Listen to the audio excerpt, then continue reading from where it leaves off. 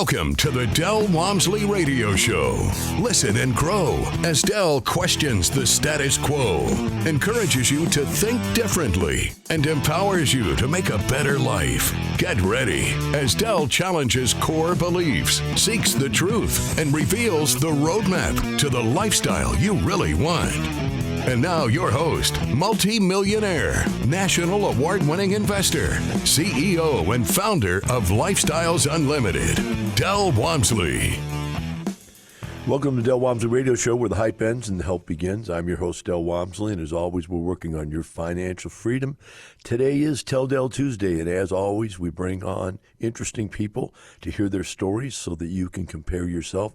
I know that, when you listen to people tell stories, like Lifestyles tells you what we do, it sounds too good to be true. But this next couple is going to show you that it's all possible. They've done quite a bit since they've been members, and we want to get into it with them. So without any further ado, we have Amrit and TK Mundra with us here today. Welcome, guys. Hello. Thank you. Hi, Dell. Hi, guys. So let's start at the beginning. I think you guys have been on before, but we want to always start with, the motivation, because we're talking to people out there that are going, I don't know if this is real. I don't know if it can really work, and et cetera, et cetera. So it's our job to share with them that it really does work. So let's start with you. What was the factor in your lives that made you start looking for something different, and when and why? I was doing a IT job, as many people does. But then I left it, and I didn't want it to go back to IT job, because one thing we all have limited, that is time, and I wanted to make a good use of that. So I was researching, and then one of my friends told me about Lifestyles Unlimited, and as you said, it sounds too good to be true, and that's what I thought. But when we went to LU, it was totally different. It's wonderful, and that's the best choice we made when we joined Lifestyle, and we got a time, and the whole life changed. We had more freedom, as we could spend time with our family, which was priority for many, and we could do more useful things, more which makes difference to the community, by changing the quality of the other people's life as well. So that's about LU. Do you remember, I know it's a long time back now, so you guys joined up in 2016. Do you remember when your friend was telling you about it, the feeling of being skeptical, that somebody would actually help you do your business?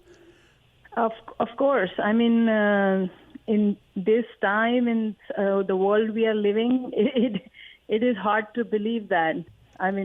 But we were very skeptical. But I was like, okay, no, we need to give it a try. There's nothing we're gonna lose about it. But it's so amazing, and it's so true. It's like the perfect world. People do help you with wholeheartedly, and it's amazing. And they help you to achieve your goals, and they're so honest, so hardworking, and show you the right path. That's amazing. We love about that.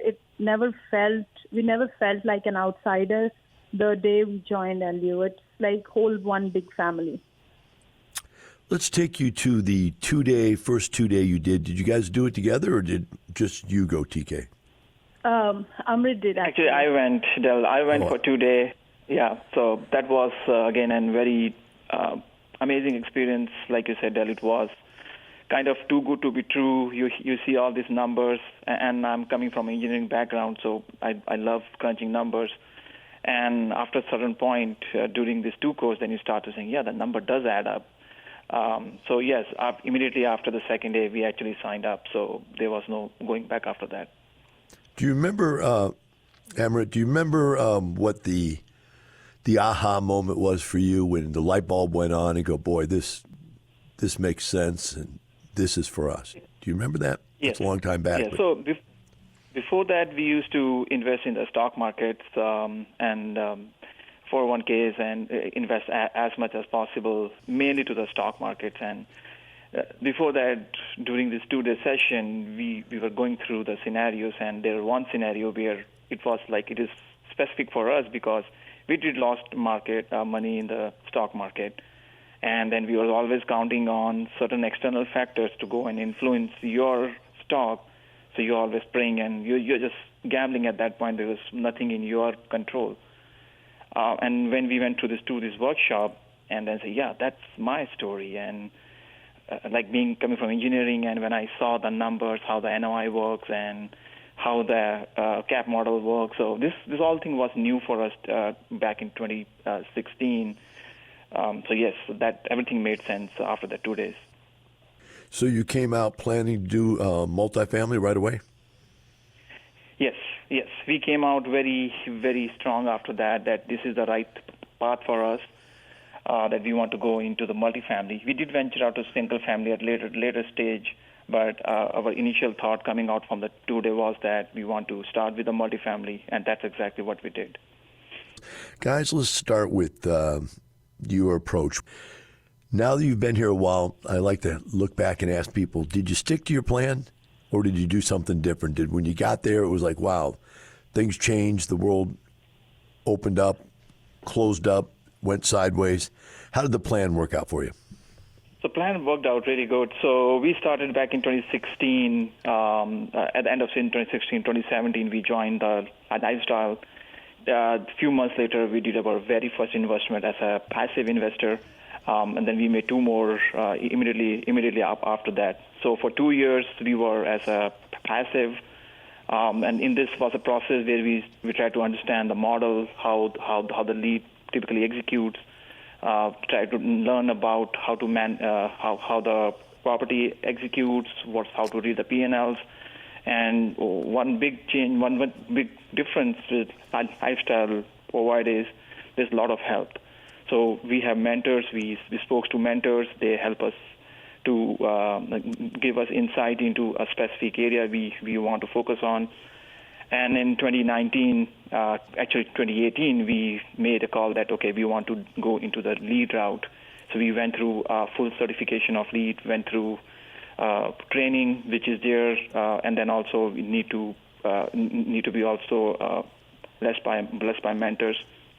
And 2019 is when we first took our first deal as a lead. It was in Halton City, 68 units. It was very unheard for us. I mean, coming from a simple family, and we are now owning a multi-million-dollar property.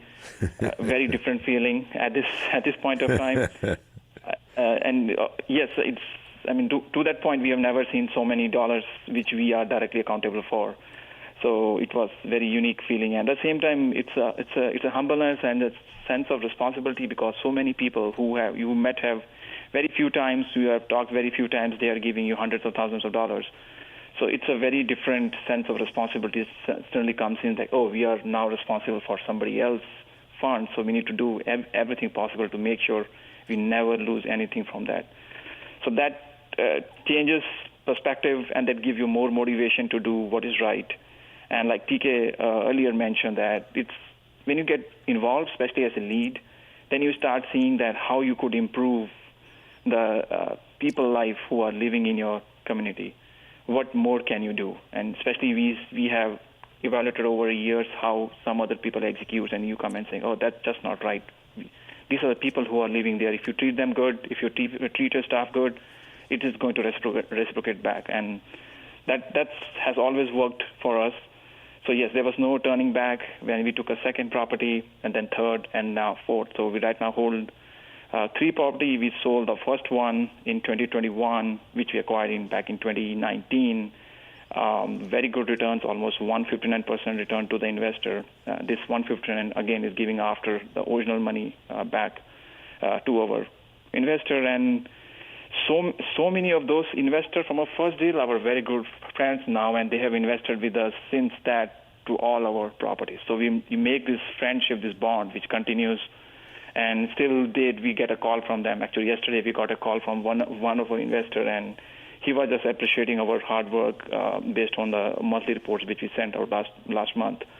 So yes, there was no turning back. There's no going back, and we always follow the roadmap. Let's take a half a step backwards. Do you think that it helped you to be a passive before you were a lead? I think so, because passive, that's our personal opinion, at least my personal, that being a passive gives us a very good perspective of what, as a passive, if you become a lead, what passive expects. You see what kind of reporting is required. You see the model, how it works. You try to understand the P&L. We are not being responsible P&L, but you try to understand for P&L because you get every month you get a statement, and you can ask your lead question about how they are operating. So being a passive for at least 2 to 3 years when we were there, we were paying very close attention to our investments to see how the leads are operating, and get more information about the area, the sub-markets, and you have access to the mentors at that point. So they also help you a lot. Well, I just want to make a statement here for the people that are listening that you don't have to start as a passive. I just asked Amrit because I think you should probably do at least one passive deal just so you can see how the whole process works. And like you said, understand what the passives are expecting and how they feel about the way you treat them. So you've created this business. You've got many different people that are now counting on you. You've got your investors, obviously, and you've got your customers. And they're counting on you to take care of them. And the investors are counting on you. You also have other placeholders. You have your vendors. You got to get them paid. Get them paid on time. There's all these different people, right, that are now, their lives are being touched by you. How did you feel about that as you got into being the lead investor? Take us through the emotional pull for that. Yes, so I'll go one by one. Yes, like you said, the investors are key to your business. There need to be a very good sense of trust between you and the investor community.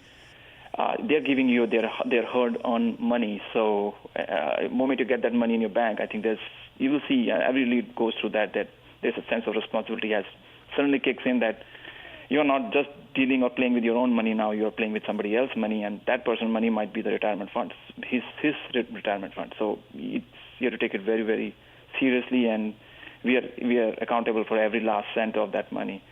So that's the investor relationships comes in. We spend a lot of time talking to the investors. There are a lot of lifestyle events happens like a road trip, case studies. So we do our best to meet them, have a face to the meeting.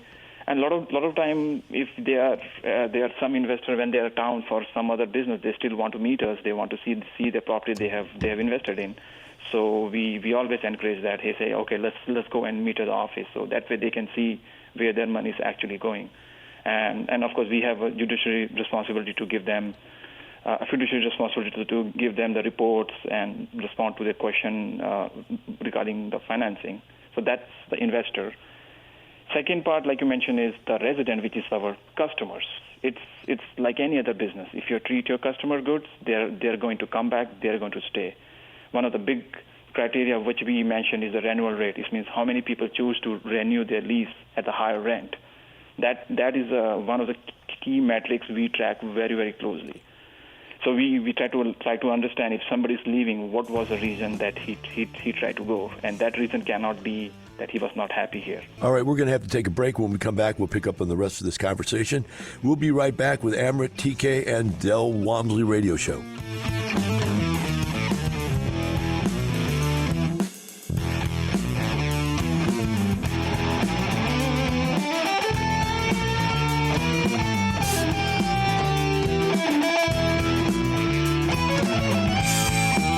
Teaching you with a roadmap to creating the lifestyle you really want. Keep listening. The Dell Walmsley Radio Show returns in moments. Lifestyles Unlimited member Lisa on how our educators and mentors share their knowledge. The whole Lifestyles Unlimited team is just wonderful, and all the people in it is basically copying what I do so you could be successful. Lifestyles Unlimited. Over 33 years teaching the real estate retirement roadmap. Go to GiveMeTotalFreedom.com. GiveMeTotalFreedom.com. Enter code 2024. Join the Financial Freedom Program for just $297 for 2 years. That's GiveMeTotalFreedom.com, code 2024. You're hearing the Dell Walmsley Radio Show. Want more life-changing knowledge? Access our podcast and listen on demand at lifestylesunlimited.com under the radio tab. Now your host, Dell Walmsley. Welcome back to Dell Walmsley Radio Show. Here with me today on Tell Dell Tuesday is Amrit and TK Mundra. And as we went to break, we were talking with Amrit about the responsibilities. I'm going to shift the conversation, Amrit, a little bit here. And let's talk about your first deal you did was a 68 unit. You made 150% rate of return. Excellent deal. Great. Got that out of the way. Now, here's where it gets interesting. You did 3 more apartment complexes as leads. And I don't think you could have done 3 more apartment complexes in a more complex and changing environment than you did from 2020 to 2023. So let's talk about each one and see what it was like, and were there any significant challenges? For example, the next one you purchased, which is 152 units in Garland, Texas, and it was purchased in November of 2020. Wasn't that when COVID was in place? Correct. Yes, that was very unique time. Yes, every deal has some challenges as you try to acquire the deal. This was a challenge because we were dealing with COVID at that time, and there was restriction in place on how much can you enter when you are doing your due diligence, especially to the units walks. So yeah, every deal came unique. This was a good property owned by an owner which held this property since at least 20 years. It was still operating in very old-fashioned. The very first P&L we got was actually using typewriter. Since I was born, at least for 20-30 years, I've never seen any document now was printed on typewriter. So literally the first P&L we got was coming out of a typewriter. And a lot of their information was given that way. So it was a unique challenge for us to take that information and feed into our own Excel formats and use some sort of IT critic coming from engineering background, use some creativity from our side to read that data and something which we could actually use. So that was a unique challenge, and that property we are still holding it. Property is doing very awesome. We touched almost 10% rate of return for our investors, and right now we are holding that, and we are continuing the distribution on that property. Excellent. It is a marketplace right now for buying, not for selling. That's for sure. So hold position is good if you've got a good, strong hold position. What about the next one? This one came up in April of 22. It's a 222 unit property in Fort Worth, Texas. What were the interesting facts or about this 222 unit in Fort Worth? This is a very interesting story. 222 units, they are made up actually of 2 different apartment assets, both next to each other. They're half a mile away. We very first time we went to look to this property, and our broker forgot to mention one important fact, that one of the building, which has 8 units, had a fire and the complete building was down. So there was not even a roof.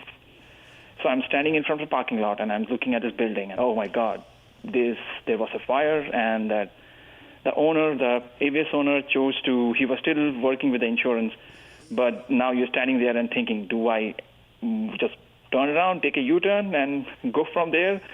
The numbers was working, and then I called my mentor right from the parking lot, and I said, I'm here to look at this property, but I was not aware that there's one full unit which had fire, and it is actually at the stud level. There's not even a roof. What do I do? And then he said, how are the numbers looking? The numbers are looking great. and the seller is going, maybe we can negotiate with seller to pay for everything. But that whole confidence and this talking to mentors, because if I was just by me, I would have just taken a U-turn. But we decided, no, we are going to pursue, and we asked seller to pay for the full reconstruction, and we put actually slightly more than what we needed. And as we speak of today, we have now full brand new units, 8 units, which are renting at $150 more than the additional units because we put granite, they are brand new units. So this type of confidence just comes with the right guidance, and there is somebody behind you who can help you. Especially for me, we have never dealt with the construction. We have dealt with management, and we have dealt with the whole new construction was a new area for us. But it was interesting, a lot of learning. Was it one building or one unit? Which was it? One building. It had 8 units, and all the 8 units were gone, and the whole building didn't have a roof, so the water was seeping in. So it was, that I still remember that, and my first instinct was, okay, wrong choice, let's go back. But I think it's right now, if we go back, and if you see right now, I think that was the right thing in this process. We learned a lot. We are not afraid of any constructions now. We can take more challenges. Now we also understand the construction aspect of it. And for this asset, this is awesome because now we have 8 units which are not only adding to the revenue, they are adding more to the revenue because they are renting at a higher rent. So in 22, was COVID still around, or had that passed by then? It was at the tail end of it. It was, I think, at the tail end of the COVID. All right, so you lived through the COVID on the first deal, the 152. A lot of people were very fearful because the government was Mickey Mousing around with the ability to evict tenants if they don't pay rent. They weren't letting us do that for a while. And we had to come up with all kinds of plans to get around that. During that situation, I had very little problem with it in my apartment complexes, but that might have just been the quality of my apartment complexes. But most people didn't seem to have any problem, like to the point of going out of business over this. They just had to work out payment plans and stuff with people.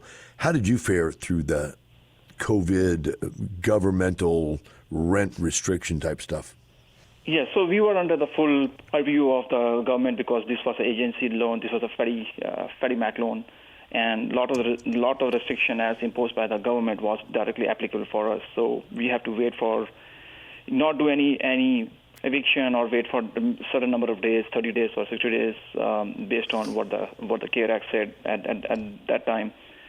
It was a challenging time, especially initially when the COVID started and we didn't know how to respond to that. So first course of action was that we don't know how bad this is going to be. So first course of action was we stopped the distribution. So we started to save more of the cash in case we have to execute an alternative plan. So that was the first course of action we did. Then we started putting a lot of our residents onto an online payment systems. So we brought in a new vendor, and we were encouraging residents not to come to the office, to the leasing office, and do as much as possible online, this including the maintenance tickets as well as doing the online payment. In fact, we were able to achieve 100% online payment, and that property is still in that level where most of our payments are right now online. They don't come to the office. Office was challenging at the time. We used to have 2 partitions. We had to put kind of a glass in between. So there was a place where residents would come in, and they had to speak from a distance. So it's a very, very, very unique time. Fortunately, we didn't see any issue with the occupancy or delinquency at that point. We were still operating at 95 to 96% occupied, and right now we are almost 98, 99%, 100%. Isn't that amazing? I mean, to me, that just we went right through COVID, and where restaurants and stuff were just getting blown up. I mean, there's no way they could survive what they did to them. But we just kept on blowing and going. No big deal. When you first came in, were you surprised how open people were about their personal finances? Yes, that was kind of a very, very surprising for us that people talk about their real numbers. They are not making an example. They are actually telling, especially if you are taking a help from another lead or from mentor, they are telling you, hey, this is how much it's going to cost you. This is how much I have invested. This is the return you can expect. So they are very, very open, very, very transparent. And as you build your relationship, then you will have your KPIs, which is your key principles, and then you start sharing a next level of relationship and bond where they are actually opening up their financial statement and showing you their assets, their total net worth, and it's kind of very, very different and amazing experience and how honest the people are, and they are really working to help you and to make you successful. You know, it's funny when we talk about your friends. I was just thinking about it listening to you, and that is all of my friends are real estate investors. And I thought about that for a second. Why is that? Well, I know lots of people that were my friends that weren't in lifestyles, but when they go out with all of our friends, which are from lifestyles, they find out everybody's a multimillionaire, and they found out how they did it, then all of a sudden they're in there doing it too. And so they end up coming our way. It's kind of hard to hang out with a bunch of millionaires and not want to be a millionaire. Let's answer this question for me. Whatever amount of money you started with, I don't know what it is, but what has it done to your net worth? Oh, our net worth has increased significantly. I would say close to at least doubled or tripled when we started, from the time when we started. Okay. Let's talk about the children. What has this meant to your children's life? For children, we have two daughters, 13 and 11-year-old, and they see us talking about real estate. They are hearing, they are still observing. Actually, both of them ask us question, okay, what's apartment? And sometime we are driving, they are like, oh, look, there is an apartment. And we took them to properties once a while, so they get to see the managers, they get to see the staff, and we try to tell them how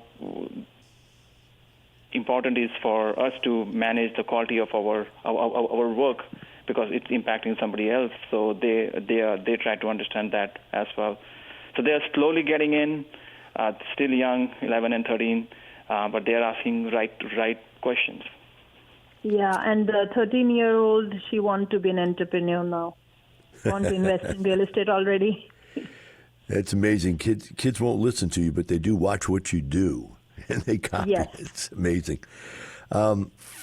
So let's talk about the future. What are your future family goals? Future goal for us is to continue in this journey. We enjoy being a lead, and we are right now actively looking for our next acquisition. And keep building from there. We want to leave a legacy behind us for our kids to. Our hope is that they start from where we live. That's our hope, and we try to bring them more and more and have this sense of entrepreneurship, so that they can also continue this. So the plan is to keep executing more on the lead path. So is there? Well, I'm going to ask two questions. I'm going to leave the last one for first question. Friends, acquaintances, ex-business people, did anybody give you a hard time for doing this, quitting your job and doing this? It is not really. Some of the friends, there was a speculation that, hey, there was speculative of, is this the right thing you're doing? You're working in especially when TK left her job and joined this one, that, hey, you are working on a almost six-figure salary. Is it the right call you are making? But again, like TK said, for us, we sometimes have to value time versus money. And I think at the end, we are finding that there's also a lot of money over here in addition to the time. So there are people who are still likes to continue, but we are glad actually we executed on this path. All right, very good. The last question: is fun allowed when you have engineers and IT people, very technical people? Is there fun allowed? Oh, fun is allowed, yes. We got to go now. I want to thank you for coming on today and really appreciate it. Look forward to seeing you at the expo. For the rest of you out there, remember this. It's not the money. It's the lifestyle. Have a great day. We'll see you tomorrow. The information and opinions you hear on the Dell Walmsley radio show are those of the host, Dell Walmsley, his guests, and his callers. The Dell Walmsley show is for entertainment purposes only. Please consult a professional regarding your personal investment needs. Nothing presented on the Dell Walmsley show constitutes an endorsement, recommendation, offer, or solicitation to buy or sell any product or security.